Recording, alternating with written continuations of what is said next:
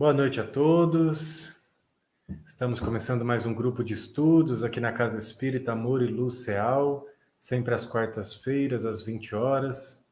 E hoje, nesse grupo de estudos, eu, Lucas, irei participar junto aqui com o Paulo, Boa noite. Eduardo. Boa noite a todos. E a Cláudia também, que está aqui nos auxiliando no computador e com seus comentários. Desde já agradecendo a todos pela presença, pela oportunidade de estarmos juntos, né, aprendendo um pouquinho mais. Hoje o tema é o poder da resignação.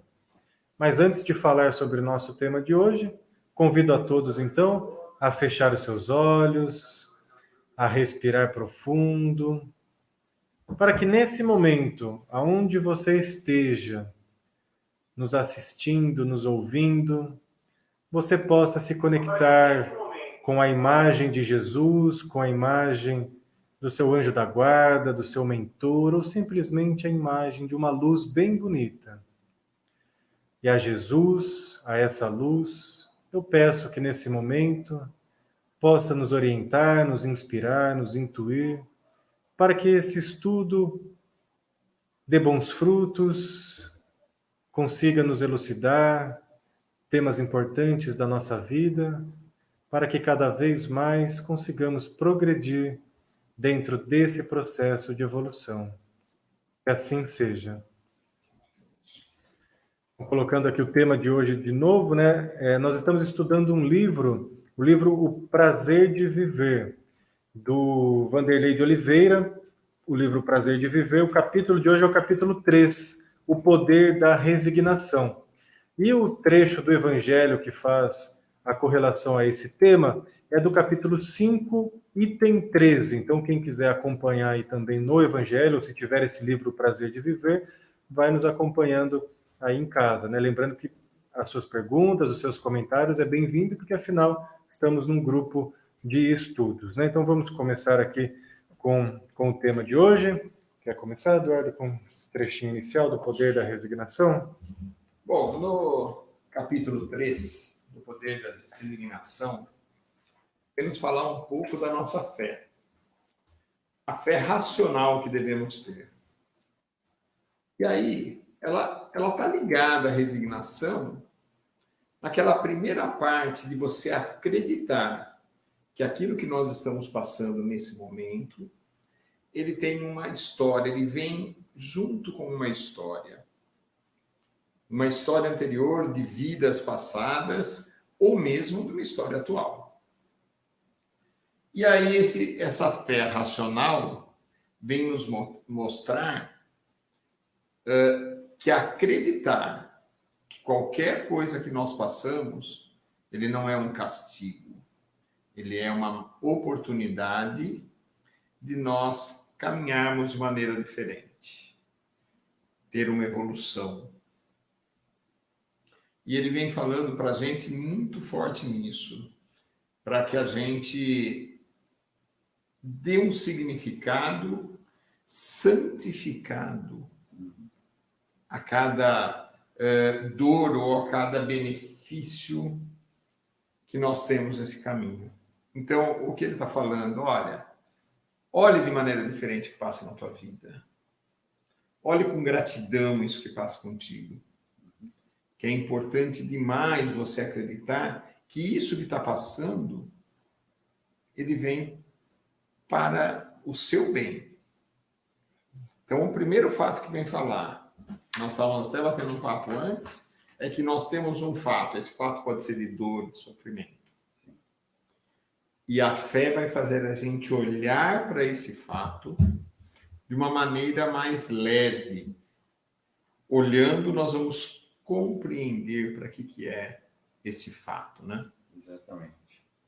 E fazendo o link com esse momento de compreensão, se a gente buscar nesse mesmo capítulo do Evangelho segundo o Espiritismo, cujo tema é Bem-aventurados os aflitos, então estão falando de aflições, né?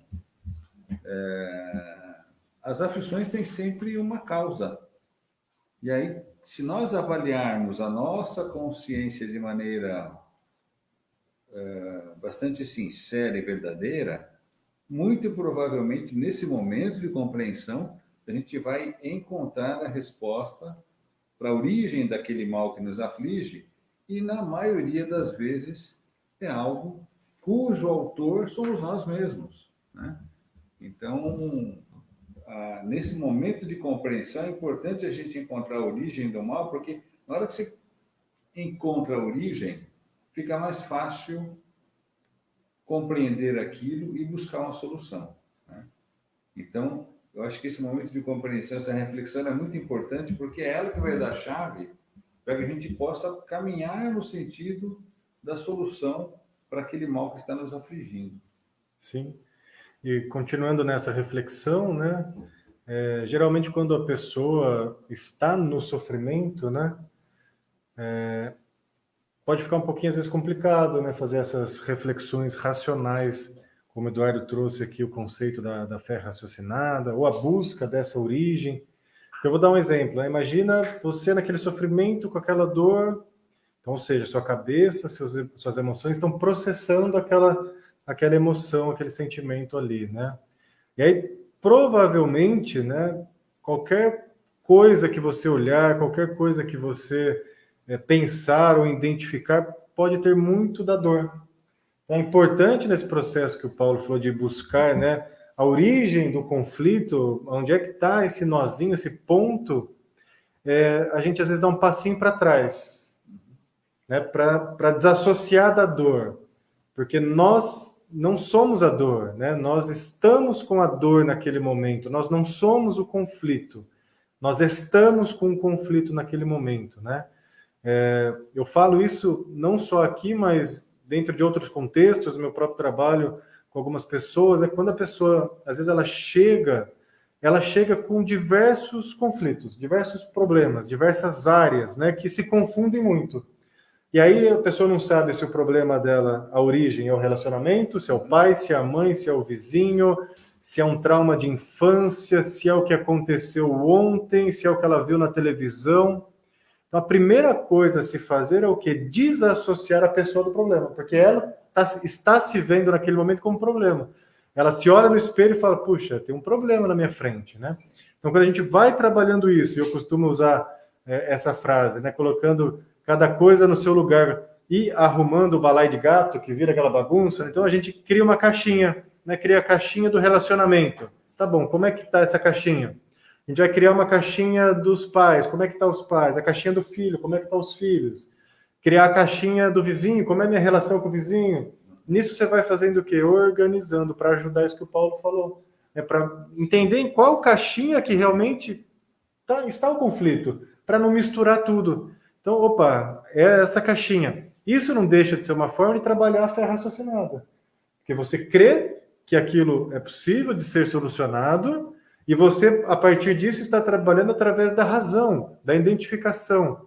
Isso pode ser feito, inclusive, de uma maneira simbólica, né? Você pode criar uma caixinha, criar uma folha, escrever ali, né, para se auto-organizar. Fica mais fácil, que é como se você olhasse para aquilo de fora e falasse, opa, agora eu estou entendendo. Sim. Então você dá aquele passo para trás. Eu vejo esse passo para trás muito importante para depois conseguir identificar de uma forma mais fácil aquilo que chega na nossa vida, porque na dor é complicado a pessoa conseguir identificar. Quando ela desassocia da dor, que ela entende que ela não é o problema, ela está com um problema, fica mais fácil de resolver. Porque imagina, né, Paulo? Vamos imaginar, você está com um conflito, e aí você se olha e entende que você é o problema. Como que você vai resolver isso, né? Você é o problema? E aí muitas vezes pode vir uma solução extrema. Então, já que eu sou o problema, eu vou acabar com esse problema. Exatamente. Isso pode levar num outro assunto que a gente já falou nos nossos grupos de estudo, com suicídio. Pode ser, não quer dizer que seja, porque a pessoa se identifica com o problema, para mim resolver o problema tem que resolver a minha própria vida. Então, se eu desassocio, ok, o sofrimento está ali, eu não sou o sofrimento, eu estou com ele, fica mais fácil de resolver. Sabe o que você está falando, Lucas? Eu estou pensando aqui, né, como você falou, de organizar como ajuda, né? E eu vou trazer para um fato do dia a dia, né? Por exemplo, você encontra uma pia cheia de louça para lavar, toda desorganizada, você não consegue nem acessar a esponja e o detergente, de tanta louça, é uma pilha, imagina aquilo transbordando. Então, você olha para ali e não sabe nem por onde começar. Eu acho que quando a gente está nesse momento de conflito, a gente não realmente se não organizar, né, não colocar na caixinha, como você falou, dividindo, a gente não consegue nem começar, não consegue nem entender de onde está vindo o problema, né, em si, né? Como que você vai puxar, né, o fio dessa meada se você não consegue nem enxergar direito onde começa? Exatamente. Então, é uma reflexão bem interessante a gente organizar os nossos sentimentos, né? Assim, dividindo dessa maneira como você falou. Isso ajuda bastante. Sim. E nos tira a culpa. Exatamente. Esse é outro ponto importante. Nos tira a culpa. Porque você começa a entender que os problemas existem, não precisa jogar a culpa em ninguém, mas eles existem, estão ali. Sou responsável por esse problema, ok. A maioria das vezes nós somos, né? Mas todos com soluções. E quando eu consigo olhar de frente para esse problema, essa culpa sai. Sim. Eu olho para ele, eu converso com ele, ó, tá, legal, e aí? Eu estou fazendo isso para você. O que eu vou fazer ao contrário agora? Então, esse tirar a culpa se torna mais leve. E aí entra num ponto que, na troca de mensagem que eu tive com o Paulo, ele escreveu sobre agradecer e não reclamar. Exatamente. Então, quando você está separando suas caixinhas, agradeça e não reclame. Sim. Eu acho que é muito claro isso. Você agradecer, você vai olhar com mais clareza, com mais tranquilidade, com menos peso. Reclamar vai ficar muito mais pesado. Tudo é muito mais pesado quando a gente reclama, né? Sim. Porque a reclamação ela surge ali numa tentativa de apagar o conflito, né? Porque você não dá a oportunidade de resolvê-lo, né? Então você reclama, fica na crítica, mas continua ali. Sim. É só uma energia gasta que vai gerar, às vezes, mais conflito. Eu só quero colocar também uma observação sobre a gratidão nesse sentido. Ela é muito importante, eu vejo, quando a gente sabe agradecer. Porque senão, no oposto extremo da gratidão, ela pode se confundir em alguns casos, e na prática, às vezes, a gente faz isso e não percebe, como também uma aceitação falsa, né? Tipo, eu agradeço, mas também para não olhar para aquela questão que incomoda. Então, hoje, a gratidão, ela tem esse cuidado, porque ela está sendo vivenciada num ponto de uma submissão, que até é um oposto aqui do que a gente vai falar da resignação. Então, eu estou lá com um problema, então, eu não posso, né, reclamar, ou eu não posso isso, não posso... Então, eu agradeço.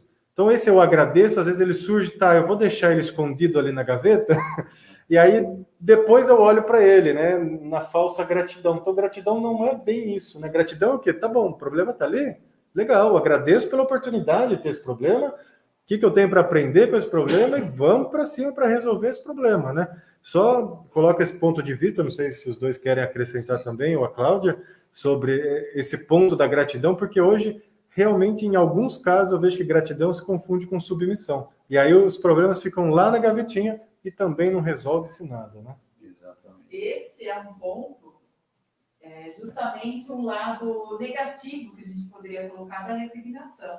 A resignação, na verdade, não é você ficar acomodado, parado, paralisado. A resignação é você entender o motivo daquela situação que não é confortável, né? Um sofrimento, uma aflição. Não é à toa que o tema está ligado a esse capítulo 5, né? Bem-aventurados os aflitos. Você entender e você agir, como você vai agir com aquela situação. Não é simplesmente você se conformar, você cruzar os braços. Então, até assim, o fato de você ser grato, mas você deixar de lado, enfiar debaixo do tapete, né? Ser grato, entre aspas, vamos dizer assim, não é uma forma de ter resignação com relação a situações que a gente tem que trabalhar na nossa existência. Exatamente. Eu acho que um exemplo, só para ilustrar, né? Eu agradeço pela minha doença, mas não vou no médico. Não toma remédio. Não vou no médico. Eu Não vou agradeço por ela, mas não vou no médico. Então, ok. Né? Faltou um... Eu ia nessa linha, Lucas. O que eu vejo muito acontecer hoje no dia a dia, tudo é gratidão, tudo é gratidão.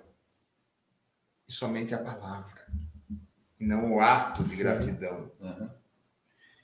E o ato de gratidão, quando nós desenvolvemos para bater um papo sobre esse tema, é você agradecer e ter ação em seguida. E esse agradecer com a ação é o caso da resignação. O conceito eu achei 2 conceitos, e um conceito de resignação vem falar assim, olha, submissão paciente aos sofrimentos. A primeira parte, ok. Então, eu sou submisso, eu tenho esse problema, ok, eu sou submisso, eu aceito. Só que em seguida ele completa, e ajustar-se pacificamente a toda circunstância. Ou seja, ele não fala para ficar parado, Exatamente. fala para movimentar, para ir buscar. Você se ajuda pacificamente. Pacificamente. E resignação, eu volto, que eu comentei um pouco antes, que eu via hoje cedo, eu achei muito legal. Se resignação é você aceitar aquilo que você tem, ser submisso à sua condição, e você ajustar-se, o maior exemplo de resignação são os Jogos Paralímpicos. Que você vê casos das pessoas não conseguirem fazer um determinado esporte, ela se vira, faz na condição dela e vai buscar o resultado, vai buscar tempo, vai buscar somente o objetivo, às vezes, de atravessar uma piscina. Não importa o tempo que vai demorar. Isso é resignação. Na categoria de natação, a S1, que é a mais complicada, onde as pessoas são paraplégicos, né? São tetraplégicos, e eles vão atravessar a piscina. Eles arrumam um jeito de atravessar a piscina. São colocados na água. Só que se eles ficarem na água, só colocar na água, eles podem afundar. Então, o que eles fazem? Coloca na água, eles movimentam de alguma maneira, de pouco movimento que tem, para atravessar essa piscina. Chega do outro lado. Isso é resignação. Ok, tenho um problema, só que se eu ficar parado, eu afundo. Sim. Tá? E então eu vou buscar. Exatamente. Tem aqui a Amanda fez um comentário, né? Que diz respeito também à parte do Lucas, né? De separar aqui os nossos sentimentos, né? Nas caixinhas, né? Para não misturar, ajuda a entender, né? Isso. E traz assim, não nos traz mais frustração, né? Traz a renovação realmente das nossas forças. E também fala sobre o fato, por exemplo, de mascarar os sentimentos, quer dizer, não falar só da boca para fora, né? Isso que o Dário falou, essa cultura da gratidão, né? Tudo é gratidão. E, na verdade, acaba ficando uma coisa falsa, realmente da boca para fora, né? Exato. E essa questão de como a gente reage, né, a um sofrimento, a uma aflição, muito importante então de separar, né? Aquele comportamento de quem se revolta. Então, a revolta, ela, em geral, não é boa companhia, né? E aí pode levar você a ficar naquele estado de reclamação de um lado ou de buscar o culpado do outro, né? Em alguns casos, inclusive, a pessoa culpando a Deus, né? Então, Deus é culpado porque eu não tenho sorte na vida, por exemplo. Então, não encontro um bom emprego, Deus tem culpa disso. Não me deu o que eu tanto pedi a Ele. Ou encontrar algum culpado. Então, essa questão de sair fora dessa armadilha da culpa e da revolta. Por outro lado, puxando o gancho do que a Cláudia trouxe, também não é você aceitar que isso é sempre assim, Ok, Deus quis assim, né? Então eu estou numa vida difícil, Deus quis assim, eu vou me acomodar aqui e não me movimento, né? Então tem esses dois extremos que é muito importante a gente deixar claro que a resignação não está aí, né? Ela vai estar no momento que você compreende, né? E quando a gente fala de compreender, não basta compreender, né? Tem um dito que diz assim: o pior erro é aquele do qual você não aprendeu nada. Então, você está fazendo algo errado e não está aprendendo nada com aquilo.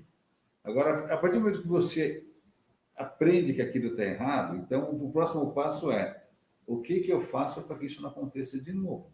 E aí, trazendo um pouco para a nossa filosofia espírita cristã, é a questão da transformação, né? Da reforma íntima, de você buscar modificar os seus hábitos que estão te levando para o sofrimento, no sentido de se melhorar. Só para fechar, tem um trechinho do Evangelho que ele vai dizer assim, ó: já que chegamos à conclusão que o homem, em geral, é o autor dos seus próprios males, ele os evitará quando trabalhar para o seu adiantamento moral e intelectual. Então, de fato, a resignação vai nos levar, depois da compreensão, a uma ação. A uma ação de transformação, né? Do contrário, a gente fica só empurrando o problema, né? Ok, ele está ali, eu sei que eu devo fazer, mas não faço, e vou tocando, né? Eu quero só abrir aspas, uma palavra que é a revolta, né? E um pouco antes nós estávamos conversando a diferença de uma emoção e do sentimento. Uhum. Eu acho que a revolta ela tem que ser encarada como uma emoção. Ela é necessária em um determinado momento a gente dar se revoltar com a situação.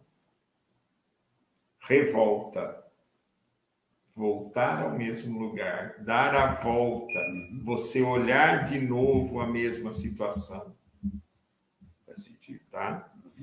Quando você olha isso daí com a emoção, você vai trabalhar o seu sentimento com aquilo que fez essa revolta. Então ela não pode vir. Você teve essa revolta, você está com problema, ok, você veio, você ficou reclamando, você passou, você... como diz os italianos, blasfemiou. Só que a partir do momento que você olha e fala assim, ok, eu tenho tudo isso, eu posso agir desta maneira, aí vem uma área racional nossa para agir. Então, às vezes, eu acho que é muito importante ter esse time da revolta. Você dá aquela revolta para você olhar de frente para a situação. Para você olhar no espelho e falar assim, está acontecendo isso sim. É real na tua vida. É real que você está com esse problema. Mas é real que você pode resolver esse problema.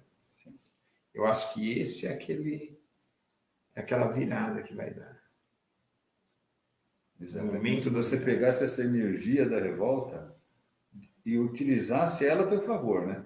Mas quando a gente fala de ficar preso na revolta, no sentido de você ficar revoltado, procurando os culpados por aquela situação sim. Né? Quando a revolta te traz energia para você buscar essa compreensão, ótimo. Acho que faz sentido. Essa mesmo. Revolta por revolta, né? Ela tem que ter esse propósito, esse objetivo, né? E principalmente olhar para si próprio, né? Sim. Não para o outro, né?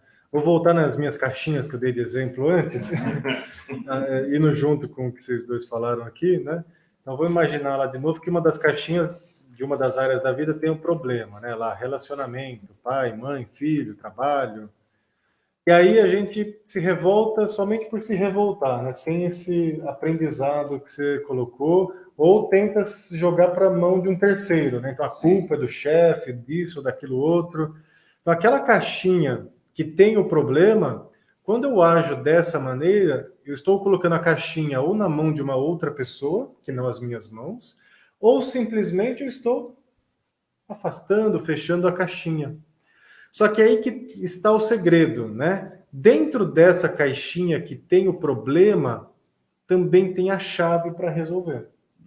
Então, se a gente coloca essa caixa na mão de alguém, a pessoa não vai saber usar aquela chave, porque depende de mim. Sim. Se eu apenas empurro ou fecho essa caixinha, a chave está indo longe, está indo junto. Eu sei que em observação e na vida prática, quando a gente tem uma dor, a gente não quer olhar para ela, né? Porque dói. Então a gente geralmente tenta, né? De toda forma, se cercar para se proteger. Mas junto com isso, a gente está colocando para fora a oportunidade de resolver. Então a resignação ela vai entrar muito nisso, né? Ok, entendi, compreendi, começo a agir.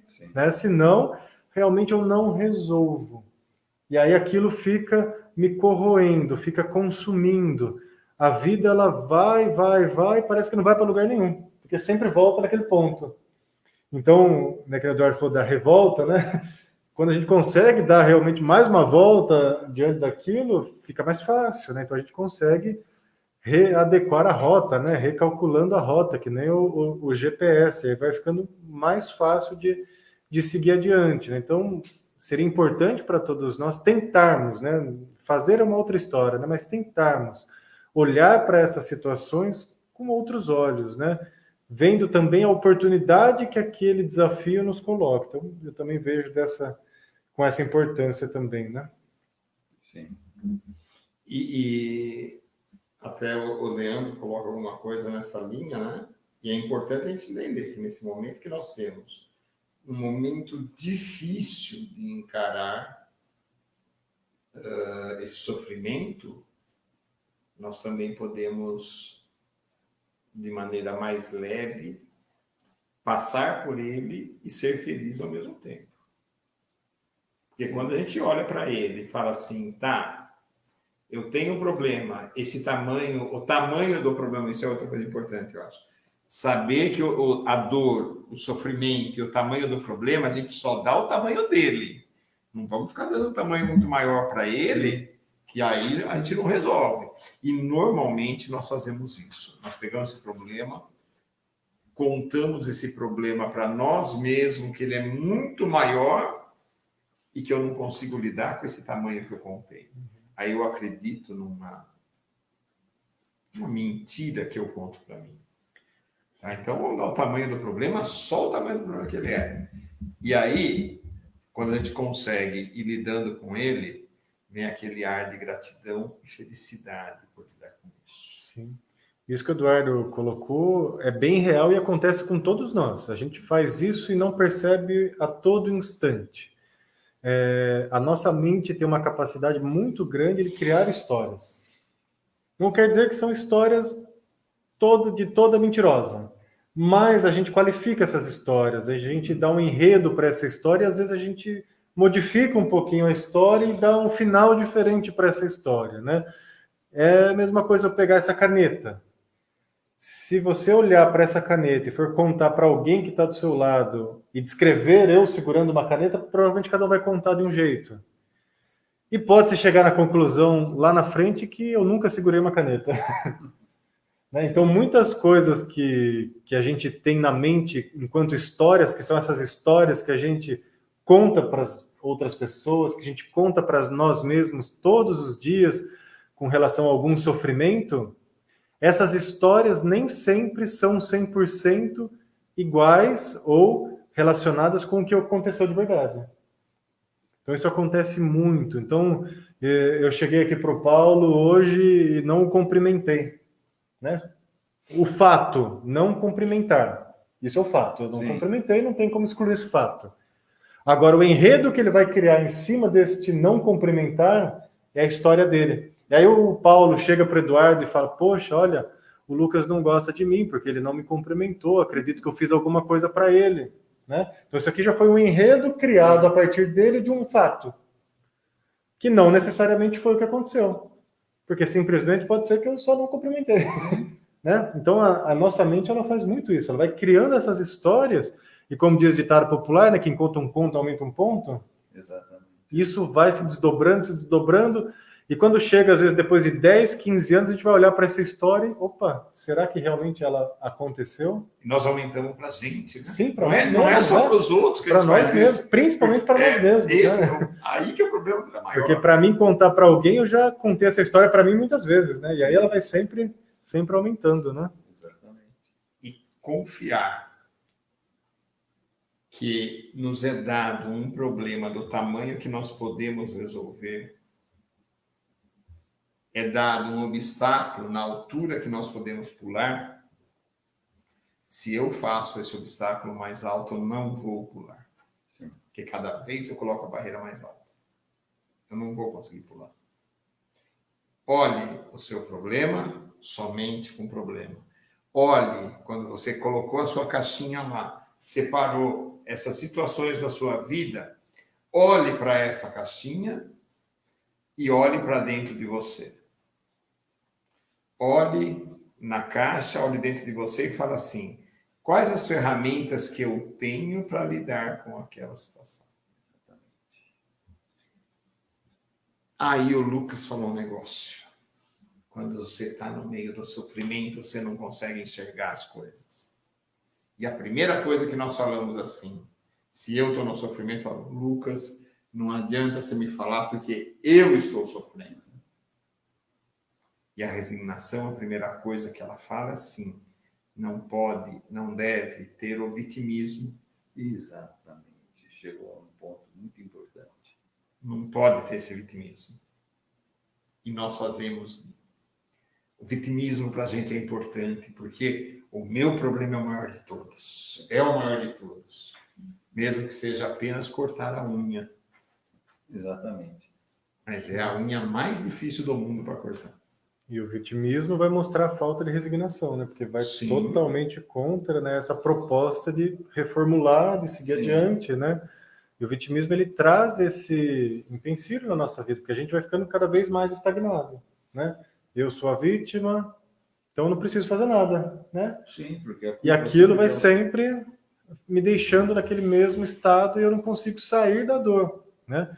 Em algum momento pode parecer até interessante, mas depois, ao longo do tempo, isso vai desgastando tanto a nossa vida que realmente isso nos deixa muito fracos, vazio, né? Sem energia, sem força, porque a gente é a vítima, né? E a vítima não tem força. Né? Ela fica sempre passiva no sentido de não tem o que fazer, estou sempre ali, ó céus, ó vida, né? Nós transitamos pelo vitimismo, né? Faz parte da nossa vida, né? Mas observar quando nós estamos entrando nesse ponto, principalmente quando chega a terceirização que você falou, né? Põe a culpa no outro, isso, aquilo, é um ponto de observação. Por isso que a gente vai trabalhando a nossa consciência, né? Para lembrar um pouquinho quando a gente estiver no momento da dor, falar, opa, peraí, o que eu estou fazendo da minha vida, né? A força de ação está aqui. Né? Até o Leandro colocou em um comentário a importância de pedir ajuda, né? Mas esse momento de pedir ajuda, ele só vem também quando a gente reconhece, né, que está precisando de ajuda. Que a gente se movimenta, né, que sai desse vitimismo, levanta a mão e fala, viu, preciso de ajuda. Né? Sozinho não aguento mais, né? É muito importante também olhar para esse ponto, né? Que vai na linha de você buscar ferramentas. Naquela linha que o Eduardo comentou, né? Que ferramentas que eu tenho para resolver o problema. Às vezes eu não tenho todas as ferramentas, então buscar ajuda é uma forma de buscar ferramentas, né? Aconselhamento. Então, vamos dar um exemplo da vida prática. Descobri que estou diabético. E agora, o que eu faço? Né? O que eu vou fazer com isso? Né? Vou empurrar para debaixo do tapete? Primeiro eu vou culpar o DNA, né? Ah, tá no DNA. Tá lá, pai, mãe, vô. Pai, mãe, vô, quarta, quinta geração, né? Mas o que eu faço? Aí vem o momento de você agir. Então, muitas das vezes, e esse é um problema muito corriqueiro, o diabetes, são hábitos de vida que você tem que modificar. Trocar algumas coisas na alimentação, mas hábitos, né? Coisas que dependem de você. Eventualmente, você vai precisar de um aconselhamento médico, acompanhamento médico, ele vai te receitar uma medicação que vai te ajudar. São as ferramentas. Mas se você ficar só olhando para aquilo, mas minha família sempre teve isso vem lá do meu tataravô e é assim, eu não consigo ficar sem o cafezinho com açúcar, não consigo ficar sem aquele chocolate depois do almoço, então você não está buscando a solução. Né? Ou outras pessoas que negam o problema também, né? Vê o resultado do exame, fala, não, isso não é comigo. Deixa para lá, né? Então, são pequenos exemplos do dia a dia que a gente vai buscando em que situações a gente tem que exercitar essa resignação e buscar a solução, que muitas das vezes está dentro de nós. Você colocou duas coisas. Uma, a situação de que na minha família todo mundo tem esse mesmo tipo de problema, aí você entra no quê? No conformismo. Sim. Então não adianta eu fazer nada porque não vai mudar. Não é? E a outra coisa, assim, então isso não é comigo. Enfiar debaixo do tapete, aí é o vitimismo, às vezes, ou até mesmo a negação, uma revolta, né? E isso não é ser resignado. Na verdade, tem outra denominação, né? Não é você aceitar e tomar uma atitude com relação àquela situação que está sendo colocada na sua existência, né? O que no trecho diz uma frase assim, quando a gente começa a pensar para tomar cuidado que isso não é resignação, é quando você começa a tolerar o sofrimento em silêncio, aguentando a vida. Eu achei muito interessante. É forte tolerar isso, né? o sofrimento. E aguentando a vida. Tá comigo, vou aguentar a vida do jeito que der. Opa, peraí. Como assim? Como assim? O caminho não é esse. O caminho é o seguinte, eu tenho o sofrimento e preciso dar o passo. E da ferramenta, às vezes nós temos eu falo um exemplo fácil. Eu comprei uma em casa, na minha caixa de ferramenta, tem uma ferramenta para eu trocar torneira de pia de banheiro. Nossa. Específico. Eu já usei nenhuma vez, porque eu não sei usar. Não usei nenhuma vez, gostei dessa, nenhuma vez. Ou seja, eu tenho a ferramenta e não sei trabalhar com ela. De novo, você precisa de ajuda, uma ajuda externa, para você aprender como que é trocar essa torneira da pia. Ferramenta você tem. Muitas vezes você não tem a ferramenta. Sim. Não tem a ferramenta. De novo, a ajuda externa pode demorar um pouco mais de tempo para você aprender o que é essa ferramenta. Você vai ter que ir numa loja, olhar para você comprar. Legal. Mas é possível você ter. Sim. Por quê? Porque nós temos dentro de nós uma sabedoria de vidas e vidas que às vezes nós não conseguimos enxergar. Só isso. Ela está lá, em algum lugar. Em algum lugar. Sabemos trabalhar com isso. Então vamos lá, vamos procurar, vamos acreditar nisso. Acreditar o quanto a gente tem de confiança em resolver esse problema nosso, em aceitar o sofrimento e não tolerar. Agir com esse sofrimento. Sim. Não adianta nada você, legal, eu vi que eu tenho diabetes e continuar com a chocolatinha depois do almoço. Aí você entra naquela música, tô nem aí, eu tô nem aí. Eu queria colocar aqui um trecho, né, do capítulo que nós estamos abordando hoje, que eu acho que é bem interessante. Fala sobre a resignação. A resignação é um conjunto de habilidades, aí que a gente falou, traduzindo as nossas ferramentas que a gente está falando aqui, né, essas habilidades, que nos possibilitam ter uma visão otimista da vida, por meio de escolhas conscientes, outra coisa que a gente falou, consciência, e de uma conduta de auto-amor. Aí está o nosso conhecimento, nosso reconhecimento de nós mesmos, né?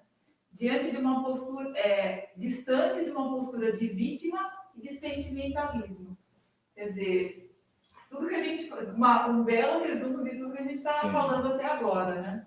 Exatamente. Então, a resignação é realmente essa caixinha, né? Tem a ver com essa caixinha de ferramentas aí que a gente tem que saber usar também. Exato. posso usar só uma frase que fala um pouco da resignação. Essa frase é colocada, eu já vi sendo colocada, que foi São Francisco de Assis que disse, outros falaram que foi Santo Agostinho, outros já ouvi também que o rei Salomão disse isso, não sei. Fica com a frase. Mas a frase vai ficar no interesse do aí a gente tem que pesquisar. Às vezes, como ser humano, como homens, nós precisamos saber de onde vem. E esquece de olhar o objetivo. E a frase diz assim: dai coragem para mudar o que pode ser mudado. Resignação para aceitar o que não pode ser mudado. E sabedoria para distinguir uma coisa da outra. Perfeito. Então, olha como que, quando a gente tem toda essa visão, toda essa matéria junto de você ter coragem, falar assim, não, eu vou mudar mesmo, você ter força, aceitar se não puder mudar, mas continuar batalhando, e sabedoria para separar o que você pode e o que você não pode mudar, porque está lá. Exatamente. E quando não pode, não falou para você ficar parado, não, para você agir. Sim. Exatamente. Isso é muito importante, né? Porque, de certa forma, nos traz uma calma, né? Para seguir adiante, né? E no próprio texto desse capítulo e no Evangelho também, que ele complementa, né? Ele abre os nossos olhos no sentido de enxergar a nossa vida com um tempo maior, né? Dentro da doutrina, até mesmo com a própria vida eterna, né? Ou seja, é um ponto dentro de uma grande história, né? Então, essa fé, essa crença pautada na razão, nos traz uma tranquilidade, né? Se hoje, poxa, não está legal, tá bom, temos mais dias ainda para seguir adiante, né? Se tem um conflito, ok, né? Como que eu posso seguir adiante, né? E até nisso, eu gosto para falar sobre a resignação, ela vai muito de encontro com uma palavrinha que para mim faz total sentido, que é a flexibilidade, né?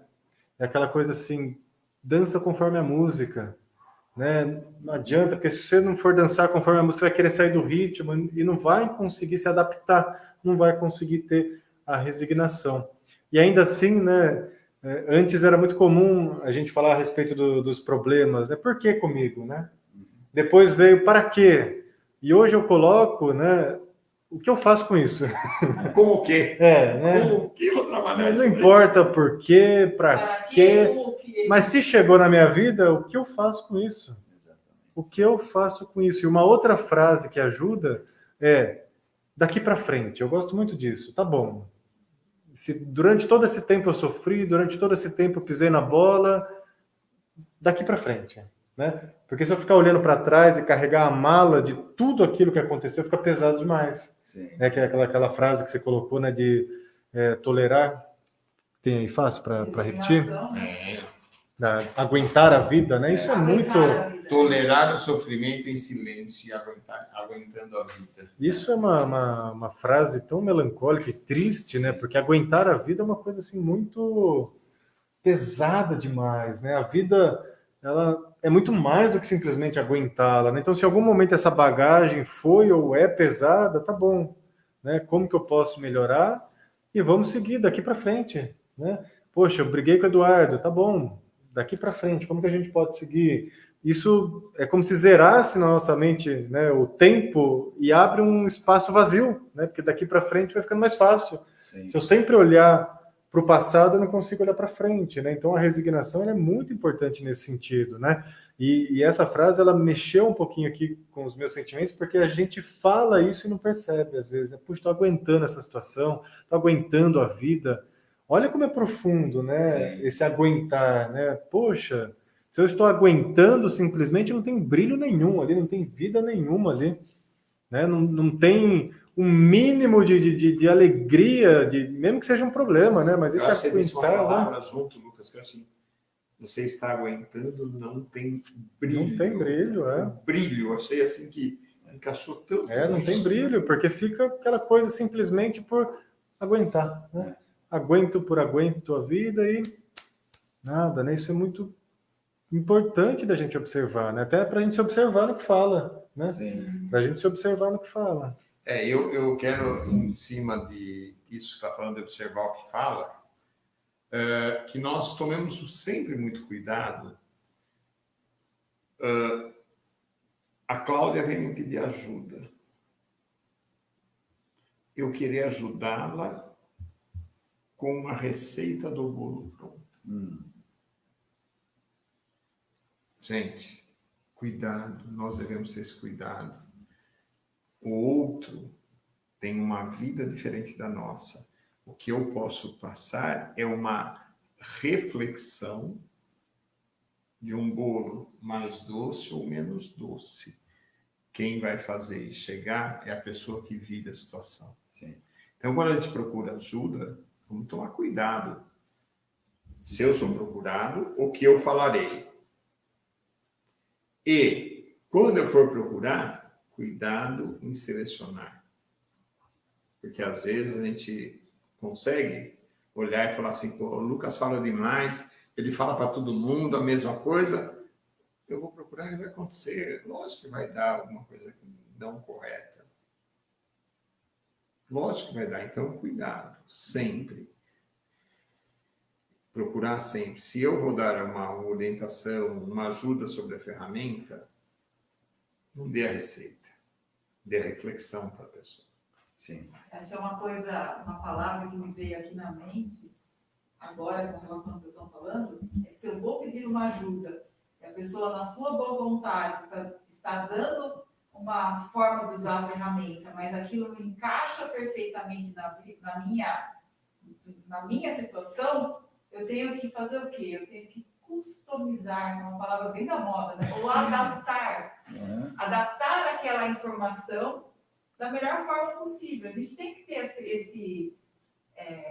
esse filtro também. Sim. Tanto quando a gente vai falar, dar uma sugestão, uma opinião para a pessoa, como quando a gente está recebendo. Porque só nós sabemos como calçar o nosso sapato. A pessoa ela vai tentar, no máximo da sua boa vontade, ajudar. Mas ela não sabe como é calçar o meu sapato. Cada um sabe o seu. Então, eu tenho que fazer o quê? Aí eu peguei a informação que o Lucas me deu. Ótimo, perfeito. Mas não encaixa direitinho, sabe? Faltou uma aresta para parar ali. Sabe? O que eu posso usar daquilo que ele me deu que vai me ajudar? Exatamente. Né? E também, assim, a gente não ficar assim, ele me deu uma opinião, mas o que ele falou para mim não presta, não serve. Assim, também a gente tem a humildade de aceitar, de entender que as pessoas não vão dar a receita pronta para a gente. A gente tem que fazer a nossa parte também. Até porque não existe receita, né? Não existe. Até Não porque existe. não existe receita. Existem alguns modelos, né? Você Mas falou claro, existem alguns nortes que a gente mas seguir. Não existe a receita. Cada um tem a sua. Nós, seres humanos, queremos induzir que essa é a receita. Sim. Mas nós queremos extrair do outro uma receita pronta para a nossa Também. vida. Também, os dois Esses lados. dois E aspectos. quando a receita não dá certo, a gente faz o quê? A gente Culpa culpa do o outro pelo resultado que a gente Eu fiz diferente aquilo- do que a gente já Fiz pensava. aquilo que você falou, não deu nada Não certo. deu nada certo. A receita, o que ele falou não funciona para mim. Óbvio. Eu tenho que fazer a minha parte. Vamos trazer isso. É legal pensar desse jeito. Eu fiz o que você falou, não deu certo. Eu paro nesse ponto? Não. Eu pego assim. Sabe aquele copo de água que era para pôr um copo? Eu pus só 3/4. Eu agi em cima da receita. Olha a diferença disso. Sim. E deu certo com meio copo d'água, só que com um pouco menos açúcar também. Legal, mudou a receita. Você agiu, você adaptou, você teve flexibilidade. Exatamente. Aí Pra tua vem vida. ao que a gente está falando. A vida nos coloca em situações e o que a gente tem que fazer? A gente tem que fazer adaptações constantemente ao curso, né, da nossa evolução. Constantemente a gente... Então, a resignação fala isso. A gente tem que flexibilizar as nossas metas, os nossos objetivos. Que nem sempre a gente vai chegar no lugar que a gente está procurando. Tá bom, não cheguei, mas onde eu cheguei? Foi legal?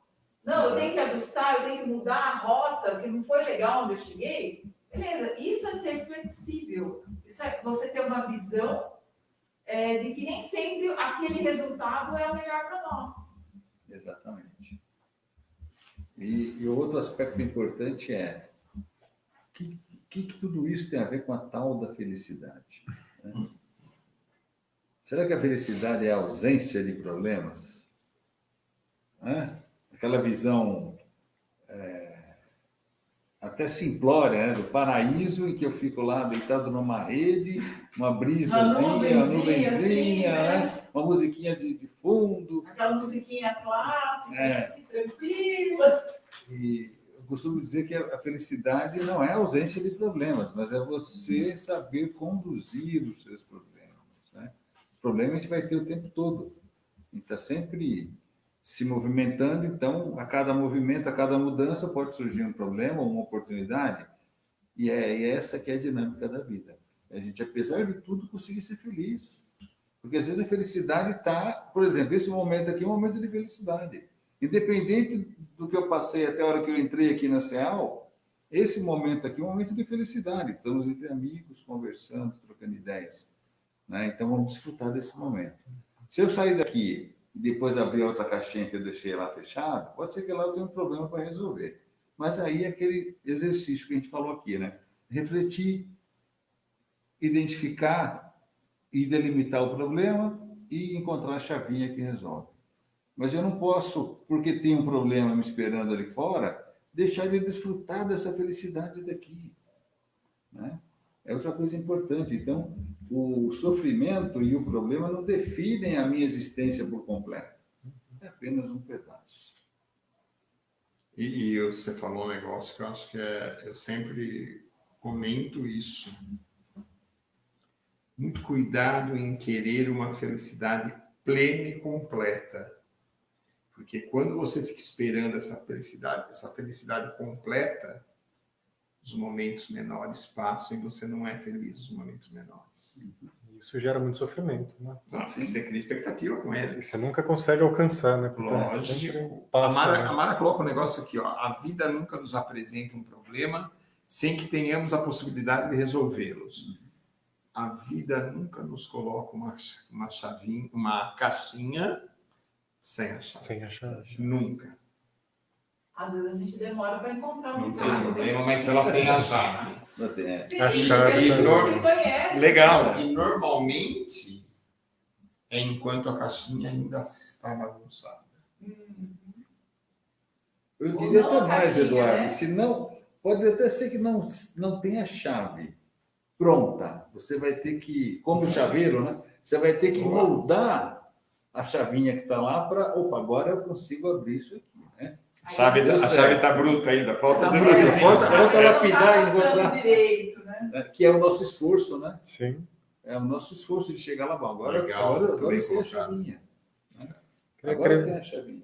Queria acrescentar da felicidade, né? A felicidade, isso se dá para todas as emoções e sentimentos, mas a felicidade, geralmente a percepção dela vem depois do momento que ela já aconteceu, né?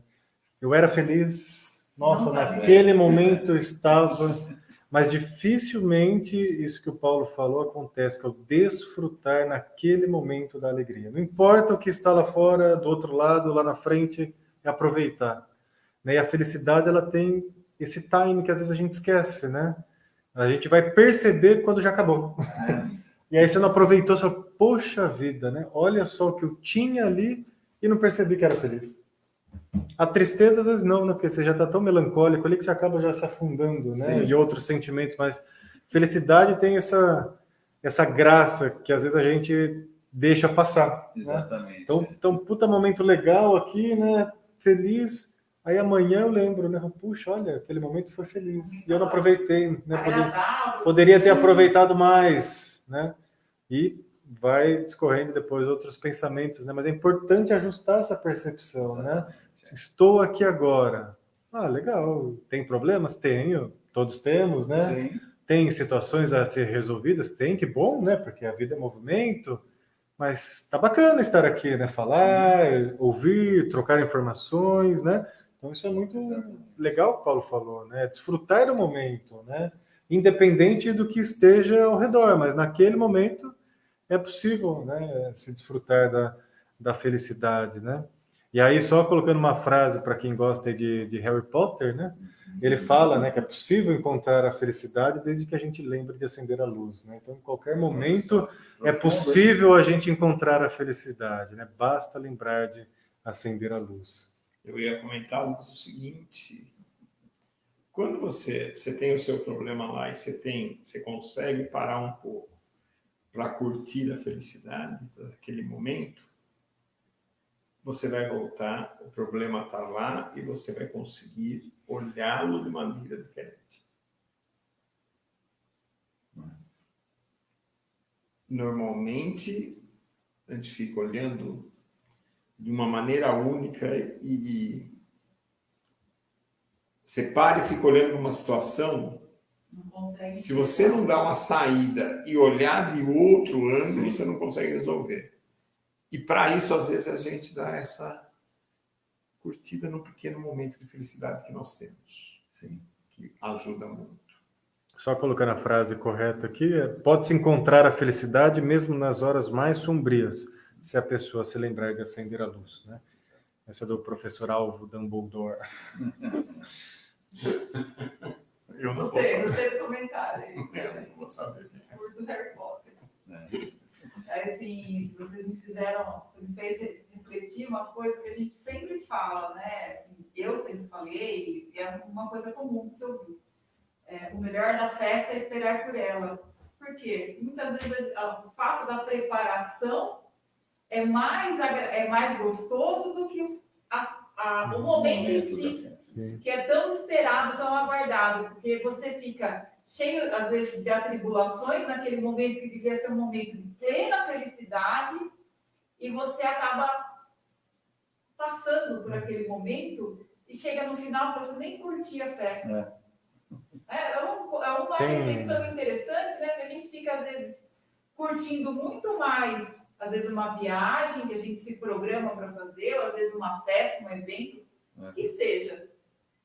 E o momento em si, às vezes você nem curte tanto, nem sente, né, o gosto, né, real daquilo, de estar naquele momento, de estar naquele lugar que você tanto esperou. É uma coisa bem comum de nós, né, seres humanos. Tem um livrinho do Bacelli, se eu não me engano, é Ajuda-te e o céu te ajudará. E no trechinho desse livro, que é um livrinho pequenininho com várias mensagens, tem uma mensagem da felicidade que ele vai falando sobre isso, né? Com outras palavras, mas ele fala muito sobre isso, né? Que é realmente essa busca da felicidade traz mais felicidade do que quando o objeto da felicidade chega, né? Então, todo o caminho ele traz, né, essa sensação gostosa muito mais do que o objeto, né? Porque quando você consegue, é aquela sensação, consegui agora. E agora, o que eu faço? O que eu faço, né? Fiquei sem essa busca, né? Sem aquele objetivo, né? Sem aquele objetivo. A gente já está chegando no nosso finzinho aqui da nosso grupo de estudos de hoje. Quer acrescentar mais alguma coisa, Paulo? Não, acho que a gente conseguiu fazer trazemos uma boa receita aí, né, de reflexões. Só um ponto sobre a questão ainda naquela armadilha do vitimismo que me passou agora, a gente também não ficar preso a achar que tudo que acontece aqui está lá na vida passada, que eu não tenho como acessar, então nunca vou saber de novo. Sim. Não, isso aqui é alguma coisa, é karma de vida passada, então não vou nem mexer nisso, porque eu não tenho como lembrar, né? E aí, de novo, você cai nessa situação de vitimismo. As armadilhas, né? Essas armadilhas são... Na maioria das vezes, o que a gente está passando, se refletirmos de maneira sincera, a gente vai encontrar a chave. Eduardo? Eu quero deixar uma reflexão para cada um. Procure olhar para você. Olhe no espelho dos seus olhos. Encare suas dores. Encare seus sofrimentos, as dificuldades que você tem, às vezes físicas, às vezes psicológicas. quando olhar para eles, saiba que você tem todas as forças para você conviver com eles e não tolerar e aguentar. Você pode conviver, você pode tirar de uma dificuldade da sua vida um momento de prazer. O prazer de você saber conviver com esse momento talvez doloroso, meu sofrimento, você poderá viver com ele. Acredite nisso. Acredite que você pode buscar dentro de você uma alegria para o momento de dor. É uma reflexão que eu deixo para cada um, para que a gente leve para a gente, em cada momento diferente que a gente tenha. Eu procuro sempre não usar a palavra difícil. Eu troco por diferente, por ser um momento que nós não conhecemos, por ser uma maneira que nós não conhecemos como lidar por esse momento diferente. E nós vamos tirar a felicidade desse momento diferente. Muito bem. Cláudia, quer completar alguma coisa? Não, acho que já trabalhou bastante, tem bastante reflexão aqui, eu acho que... Muito bem. Então, agradecendo a todo mundo que assistiu, que deixou seu comentário, que curtiu, que ficou acompanhando a gente. E aproveitar esse momento final, então, para novamente elevar os nossos pensamentos a Jesus, nosso Mestre, para que Ele possa, nesse momento, nos auxiliar a enxergar aquilo que até então não estamos conseguindo ver de maneira clara, de maneira objetiva, e dessa forma, para que Ele consiga, e com certeza Ele pode, nos proporcionar a energia, a força e o que mais for necessário para que cada um, em sua própria vida, na sua própria caminhada, consiga superar esses desafios com muita resignação, com muita fé, com muita tranquilidade, sempre seguindo adiante. Agradecendo mais uma vez por essa oportunidade, agradecendo pela vida, agradecendo a Jesus, nosso Mestre. Que assim seja. Que assim seja. Então, quarta que vem, às 20 horas, vamos continuar com esse estudo. Aí vai ser o capítulo 4 do livro O Prazer de Viver, do Vanderlei de Oliveira. Então, gratidão a todos e até semana que vem. Até semana que vem.